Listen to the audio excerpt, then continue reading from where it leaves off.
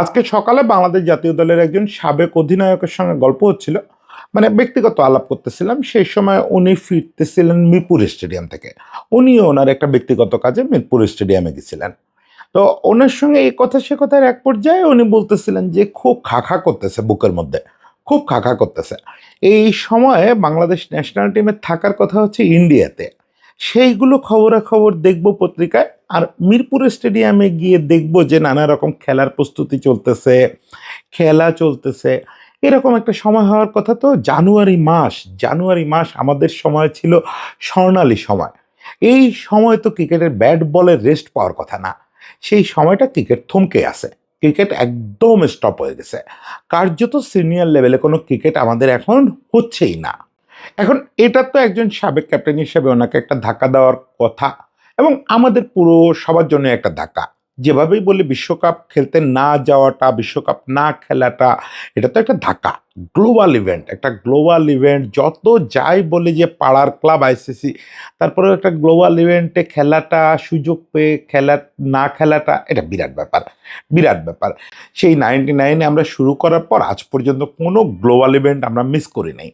সেখানে একদম মানে নিজেদের হাতের মুঠোর একটা গ্লোবাল ইভেন্ট, সেই ইভেন্টটা খেলতে পারতেছি না। ওকে, সেটা নিয়ে নানা রকম যুক্তি তর্ক চাপান্নতর আছে, কার দোষ কার গুণ। এন্ড অফ দ্য ডে এইটা সত্যি যে আমরা শেষ পর্যন্ত লড়াই ছেড়ে দিয়ে এই টুর্নামেন্টটা খেলতেছি না। এখন এই জায়গাতেও আটকে থাকলে তো চলবে না। আমি যদি রোজ এসে কন্টেন্টে বলি, বা আমরা রোজ যদি এই প্যান করি, প্যান না বলে যদি ঘ্যান যেভাবেই বলেন না কেন যে বাংলাদেশ কেন সিএসে গেল না, আমরা কেন ওয়ার্ল্ড কাপ খেলতে পারলাম না, এই সবসময় পা পেছনে দিয়ে তো চলা যাবে না। আমাদের আসলে প্রতিনিয়ত সামনে আগাইতে হবে, সামনে তাকাইতে হবে। মনের ভেতরে দুঃখ থাকবে, আফসোস থাকবে, কিন্তু সেটা নিয়ে সামনে আগাইতে হবে। এবং যেহেতু বিশ্বকাপটা খেলা হচ্ছে না, এই বিষয়ক শোকগাথা থেকে আমাদের বের হয়ে আসতে হবে। সেই বের হয়ে আসার একমাত্র উপায়, দেখেন দুনিয়ায় একমাত্র উপায়, সেটা হচ্ছে খেলা। সব সময় ওই যে ব্যক্তিগত শোক দুঃখের ক্ষেত্রে বলা হয় যে টাইম হচ্ছে সবচেয়ে বড় ক্ষত নিরাময়কারী। আর এই জায়গাটায় খেলাধুলার ক্ষেত্রে সবচেয়ে বড় ক্ষত নিরাময়কারী হচ্ছে খেলা ইটসেলফ। আপনি মাঠে খেলা রাখলে, খেলোয়াড়দেরকে খেলার মধ্যে রাখলে এই বিষয়ক আলোচনা আস্তে আস্তে থেমে যেত। কিন্তু এই জায়গাটায় খুব বিস্ময়করভাবে দেখলাম বিসিবি তো একের পর এক ব্লান্ডার করতেছে। মানে তারা একটা লড়াই শুরু করতেছে, প্রস্তুতি ছাড়া লড়াই ছেড়ে পালাচ্ছে, তারপর হুট করে মতামত বদলাচ্ছে, নানা রকম গেম খেলার চেষ্টা করতেছে। তার সঙ্গে এখন আমি দেখতেছি যে তারা খেলার কথা ভুলে গেছে। সবাই ছুটি ছাটা দিয়ে ভর জানুয়ারি মাসে একবারে ক্রিকেটের চূড়ান্ত মৌসুমে খেলা থেকে দূরে সরে আসছে। মনে হচ্ছে যে বাংলাদেশে ক্রিকেট খেলাটা কখনো হইতো না আর হবেও না। যদি এদের প্ল্যান ঠিক থাকে, তাহলে আজ থেকে আরো প্রায় 1-1.5 মাস পরে গিয়ে বিসিএল হলেও হতে পারে।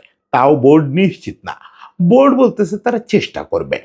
এই একটা অবস্থা, এই অবস্থাটা কি করে হলো? বাকিটা বুঝলাম। এই ক্রিকেটহীনতা তৈরি হলো কিভাবে, সেই আলোচনাটা করি। এবং ইমিডিয়েটলি এই ক্রিকেটহীনতা থেকে বেরোনো যে খুব জরুরি, এটা যদি বিসিবি না বোঝে, রাষ্ট্রকে বুঝতে হবে। প্রয়োজনে রাষ্ট্রকে বিসিবিকে বলতে হবে যে ভাই, নির্বাচন তোমাদের মাথায় নেওয়ার দরকার নেই, মাঠে খেলার চালাও। কিভাবে চালাবে এটা আমরা জানি না, মাঠে খেলা দেখতে চাই, মিরপুর স্টেডিয়ামে ঠকঠক শব্দ শুনতে চাই। সেই জিনিসগুলো আলাদা করি। দেখেন, ঢাকায় ক্রিকেট আসছে 17 শতকের শেষ দিকে, মানে 1890-95 এরকম সালের দিকে ঢাকায় প্রপারলি ক্রিকেট খেলা শুরু হয়ে গেছে। যদিও তখন শুধু সাহেবরাই খেলতেন। তারপর থেকে করোনা মহামারী, বন্যা, এই জাতীয় ভয়াবহ কোনো প্রাকৃতিক দুর্যোগ ছাড়া সম্ভবত জানুয়ারি ফেব্রুয়ারিতে টানা 1-1.5 মাস ক্রিকেট বন্ধ থাকে নাই। কারণ এইটা আমাদের একেবারে মৌসুমের পিক বললেও কম বলা হয়। সারা দুনিয়ায় তো আগে ক্রিকেট মৌসুম ভিত্তিক ছিল, বছরে একটা নির্দিষ্ট সময় খেলা হতো। আমাদের মতো বর্ষাপ্রধান দেশে এই টাইমটা খুব কম ছিল, খুবই কম। এই যে শুধু শীতকালটায় ক্রিকেট হতো। এখন তো প্রযুক্তির উন্নতি হচ্ছে, দারুণ ড্রেনেজ সিস্টেম আসছে, ফলে অলমোস্ট সারা বছর ক্রিকেট হয়। কিন্তু মৌসুমের ওই যে মাঝখানটায়, একবারে শীর্ষবিন্দুটায়, ওখানে খেলার যে মজাটা, ওটা তো একটুও কমে নাই। মানে আপনি শীতের মিঠে রোদে ক্রিকেট খেলবেন না, এটা হতে পারে না। এইটা আমার মনে হয় ক্রিকেটারদের জন্য সবচেয়ে বড় শাস্তি, যে আপনি সারা বছর ক্রিকেট খেলতে পারবেন, জানুয়ারি ফেব্রুয়ারিতে আপনি 1.5 মাসের একটা বিরতি পাবেন। এটা আমার মনে হয় ক্রিকেটারদের, উল্টো ক্রিকেটাররা টাকা দিয়ে খেলতে রাজি আছে, কারণ এই সময় ক্রিকেট খেলাটা হচ্ছে সবচেয়ে আরামের জিনিস, সবচেয়ে আরামের জিনিস। বছরের বাকি সময়গুলোতে ক্রিকেট খেলা তুলনামূলক, বিশেষ করে আমাদের সাবকন্টিনেন্টে তুলনামূলক কঠিন কাজ, অনেক কষ্ট হয় ক্রিকেট খেলতে। কিন্তু এই সময়টা হচ্ছে সত্যিকারের ওই যে ভালো লাগা থেকে ক্রিকেট খেলা, সেই জিনিসটা সবাই করে। সেই সময়টা আমরা কি দেখতেছি, 23 তারিখ আমাদের বিপিএল শেষ হয়েছে এবং সামনে নির্বাচন, এরপরে আবার কবে ক্রিকেট হবে, সিনিয়র লেভেল ক্রিকেট, এটা কেউ জানে না, কেউ জানে না।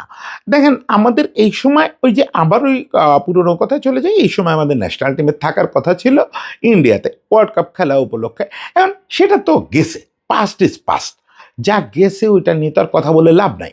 এখন ওইটা যে গেছে এটাও তো আমরা বুঝে ফেলছি 24-25 তারিখেই। 26 তারিখ ফাইনাল কল আসছে, কিন্তু 24-25 তারিখেই তো আমরা বুঝে ফেলছি যে এই বিশ্বকাপ এই সময়টা আমরা খেলতেছি না। আমরা যদি সিএসে যে একটা অন্তর্বর্তীকালীন রায়ও পেতাম, তাও তো এই সময় বিশ্বকাপ হতো না। ফলে আমাদের বোঝা উচিত ছিল যে এই সময় আমাদের খেলা মাঠে রাখার দরকার। আমরা কি করছি, বিপরীতে আমাদের জাতীয় দলের সব কোচরা যারা ফিরে আসছিলেন বিপিএল এর শেষ দিকে, ওই জিনিস তো বলতে বলতে ক্লান্ত হয়ে গেছি যে আমাদের জাতীয় দলের বিদেশি কোচরা ঘরোয়া ক্রিকেট দেখতে থাকেন না। তো ওকে, বিপিএল এর শেষ দিকে প্রধান কোচ সহ অনেকেই ফিরে আসছিলেন, তাদেরকে আবার ছুটি দিয়ে দিছি, তারা সবাই দেশে চলে গেছেন। আমাদের ন্যাশনাল টিম সহ সিনিয়র লেভেলের যত ক্রিকেটার সবাই ছুটিতে, কেউ বাড়িতে, কেউ বিদেশে, কেউ ঘুরে বেড়াচ্ছে। এটা হতে পারে না রে ভাই। আপনি শীতকালের এরকম সময়টায় আপনি এই তুঙ্গ পরিস্থিতিতে একেবারে মৌসুমের পিক সময়ে আপনি খেলা বন্ধ করে দিতে পারেন না। আর বিশেষ করে এরকম বাস্তবতায় আপনাকে কনটেক্সটটাও মাথায় রাখতে হবে।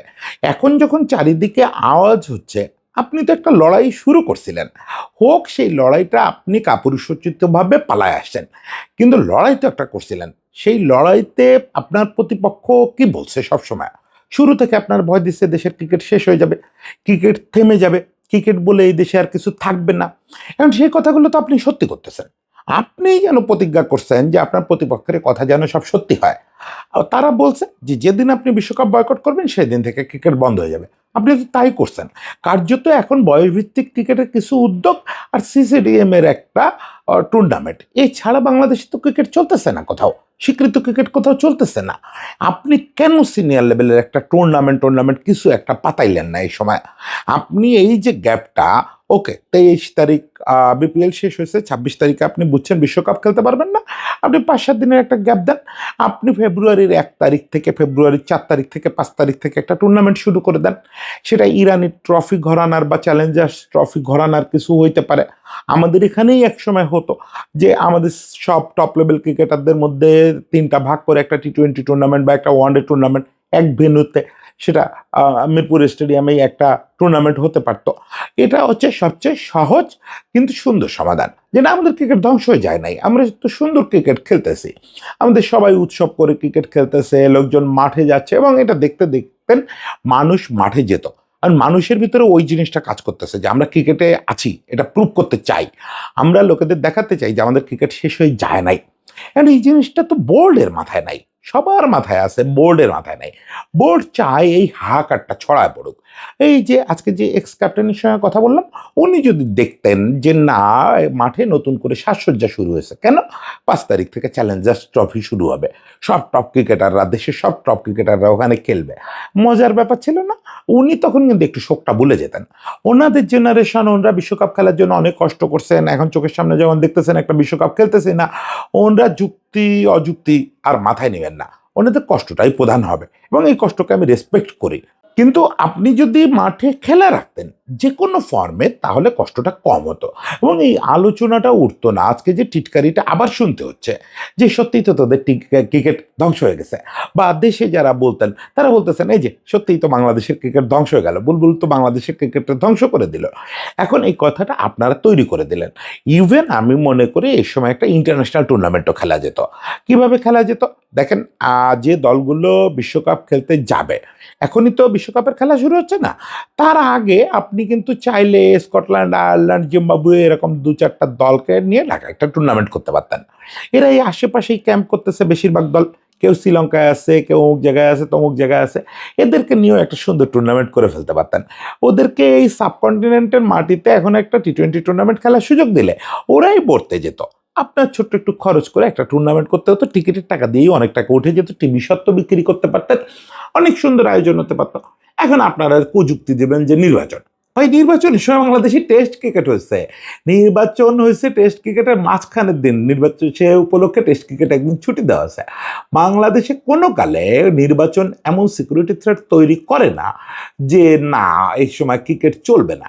আর আমাদের আইন শৃঙ্খলা বাহিনীর সামর্থ্যের উপরে এত ভরসা কমান কেন? ক্রিকেটকে তারা ক্রিকেটের মতো চালানোর যথেষ্ট যোগ্যতা রাখেন। নির্বাচন নির্বাচনের মতো হবে, নির্বাচনের পাশে ক্রিকেট হবে, দুটোই তো উৎসব।